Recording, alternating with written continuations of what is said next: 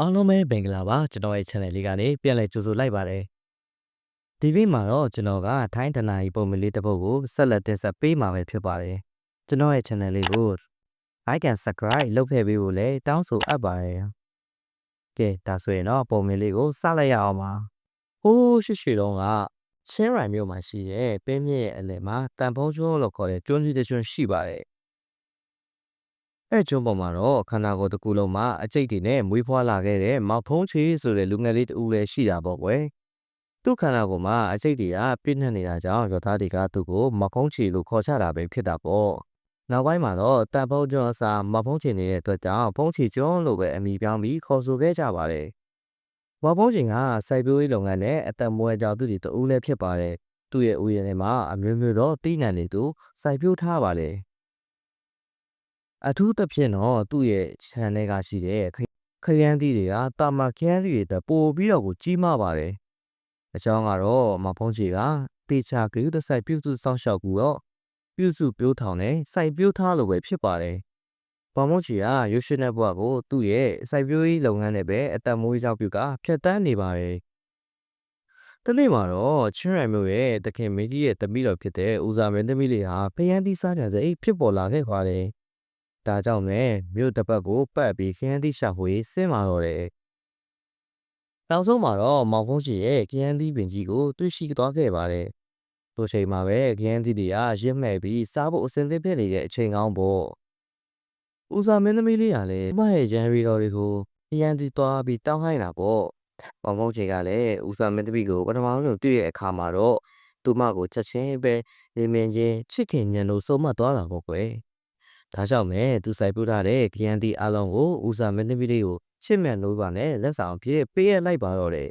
။ဦးစာမင်းသမီးကလည်းခရမ်းသီးကြီးတွေကိုရရှိရတဲ့အခါမှာတော့ဆိုခရမ်းသီးတွေကိုအစားအစာသူ့လို့စားတောက်ခဲ့ပါတယ်။သို့တော့မဖုံးချေရဲ့ခရမ်းသီးတွေကိုစားပြီးမချမိပါပဲဦးစာမင်းသမီးလေးဟာကိုဝင်ရလာပါတော့တယ်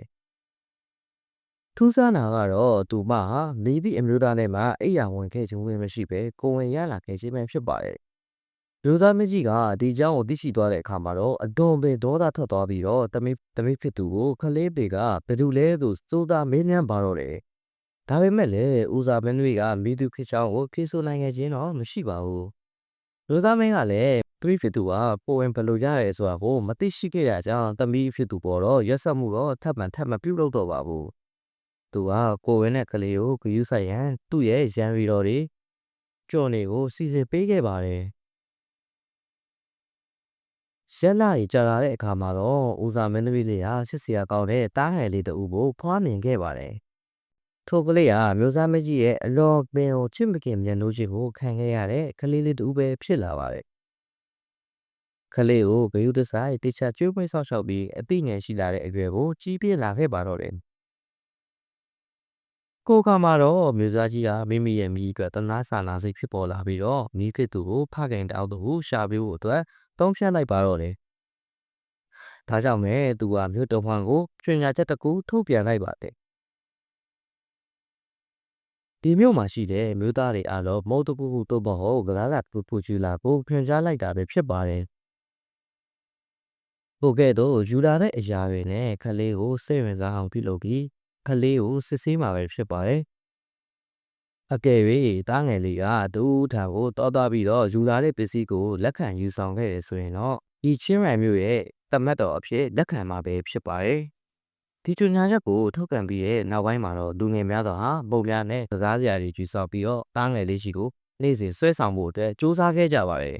။လူစားမင်းရဲ့တမတ်ဖြစ်လာပြီးသူတို့တွေဟာမျောလင့်ချက်ကိုစီနဲ့ကောဒါပေမဲ့လည်းတားငယ်လေးကမိသူတူးတယောက်စီမှတောသွားပြီးတော့မုတ်တွေစားစရာပစ္စည်းတွေလက်ဆောင်တွေကိုမယူခဲ့ပါဘူး။နောက်ဆုံးမှာတော့မဖုံးချီကဒီဆက်သက်မှုအခမ်းအနားပွဲသို့ပါဝင်လာခဲ့ပါတယ်။မဖုံးချီကကောင်းချင်းတုပ်တစ်လုံးကိုယူဆောင်လာခဲ့ပြီးတော့တားငယ်လေးကိုဆွဲဆောင်မှုအတွက်စူးစမ်းခဲ့ပါတယ်။မဖုံးချီရလာတဲ့နဲ့အပြိုင်နဲ့တားငယ်လေးကရုတ်တရက်ရီမုန်းပျော်ရွှင်သွားပြီးမဖုံးချီထံသို့အလှည့်ပြန်ပဲသွားခဲ့ပါတယ်။မဖုံးချီရဲ့လက်ထဲမှာရှိတဲ့ကောင်းချင်းတုပ်ကိုလည်းအားရပါးရစားတော့ပါတော့တယ်။အခမ်းအနားမှာရှိတဲ့လူအားလုံးဟာအယွန်ကတာသာဖြစ်ခဲ့ရပါတော့တယ်။အားကြောင့်လဲဆိုတော့မဖုံးချီက ဒီချင်းရိုင်မျိုးရဲ့သားသမက်ဖြစ်လာမယ်ဘူးလို့ဆိုလိုတာတန်ကောင်းမို့ကွယ်ဒါပေမဲ့လည်းချင်းရိုင်မျိုးသားမင်းကြီးကဒီအမှန်တရားကိုလက်မခံနိုင်ခဲ့ပါဘူးသူကအလွန်ကိုဒေါသထွက်ပြီးတော့ခန္ဓာကိုယ်မှာအကျိတ်တွေပြည့်တဲ့လေကိုသူကိုသားသမက်ပြလုံးဝလက်မခံနိုင်ဘူးလို့နှိမ့်ဆန်ခဲ့ပါတယ်ဒါကြောင့်ပဲလူသားမင်းကြီးကတမိကသူမိဖြစ်သူတို့နဲ့ဟိုထမဖိုးကျင်တဲ့သူနေထိုင်ဖို့နန်းတော်အပြင်ဘက်ကိုနှင်ထုတ်လိုက်ပါတော့တယ်။မမောကြီးကလည်းဦးစာမင်းသမီးနဲ့တာခိပူကိုကုန်းချီကျွန်းကိုပြန်လည်ခေါ်ဆောင်လာခဲ့ပါတော့တယ်။သူတို့မိသားစုလေးဟာဟင်းလင်းမြွက်တင်နဲ့ဆန်ကိုစိုက်ပျိုးကအတန်မဝန်းကြောင်းပြကြပါတော့တယ်။မင်းသမီးလေးဟာအနေငယ်ခဲရင်ဆိုင်ရပေမဲ့လည်းမမောကြီးရဲ့စူးစမ်းအထောက်မှုကြောင့်မိသားစုဟာပျော်ရွှင်စွာနေထိုင်ကြပါတယ်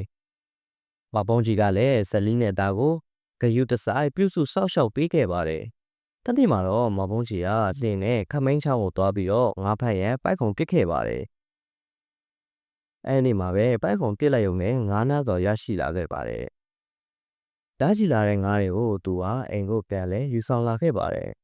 ။ဒါပေမဲ့သူတတိမထားမိရဲ့အချက်ကတော့ထိုငါးတွေဟာတက်ပြည့်ပြည့်နဲ့ရွှေအဖြစ်ကိုပြောင်းလဲလာခြင်းပဲဖြစ်ပါတယ်။အဲ့စဉ်ကစပြီးမမုန်းချေဦးစာမင်းသမီးနဲ့သူတို့နှစ်ယောက်ရဲ့တားငယ်လေးတို့ဟာအေးချမ်းသာယာစွာနဲ့ချမ်းချမ်းသာသာတာယာဝါပြောစွာနေထိုင်ရတဲ့ဘဝကိုရရှိခဲ့ပါတော့တယ်။ဒါကြောင့်ပဲဒီရွှေတွေဟာသူ့သားနဲ့ပတ်သက်ပြီးရတာဆိုပြီးသူ့သားလေးရဲ့နာမည်ကိုရွှေလာမင်းအိမ်ဆိုပြီးတော့အမည်ပေးခဲ့ပါတယ်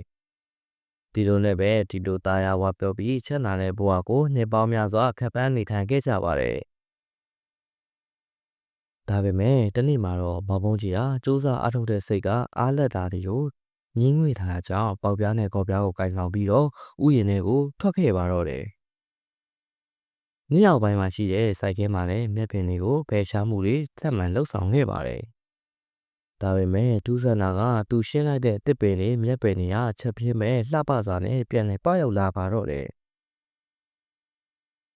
ဒီလိုဖြစ်သွားတာမို့မဘုံကြီးကလည်းအလွန်မဲ့အံ့ဩနေချိန်မှာပဲရုတ်တရက်မြောင်လေးဟာဘုံကိုကန်ဆောင်ပြီးတော့မြက်ပင်ပေါက်ရာကနေထွက်ပြေးလာခဲ့ပါတယ်။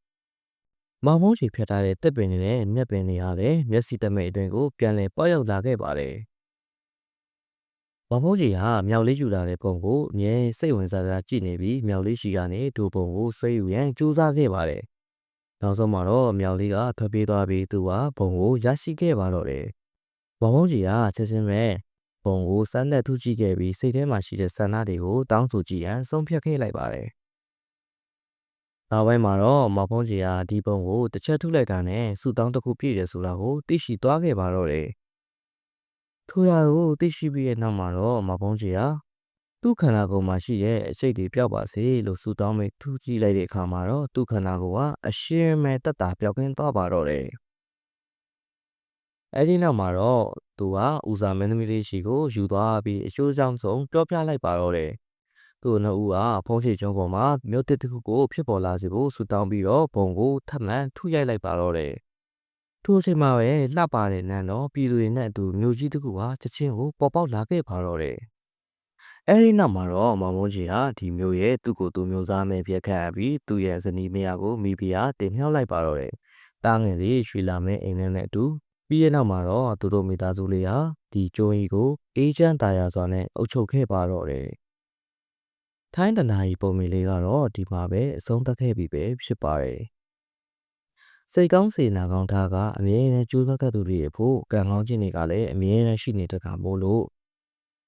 စိတ်ကိုဖြူစင်အောင်ထားကြဖို့ပြောကြရဲနဲ့ဒီမှာပဲအဆုံးသတ်လိုက်ရပါတယ်။နေ့ရက်တိုင်းမှာစိတ်ချမ်းသာခြင်းကိုယ်ချမ်းသာခြင်းတွေနဲ့ပြည့်စုံကြပါစေ။ကျွန်တော်နာမည်ခေစင်းပါ။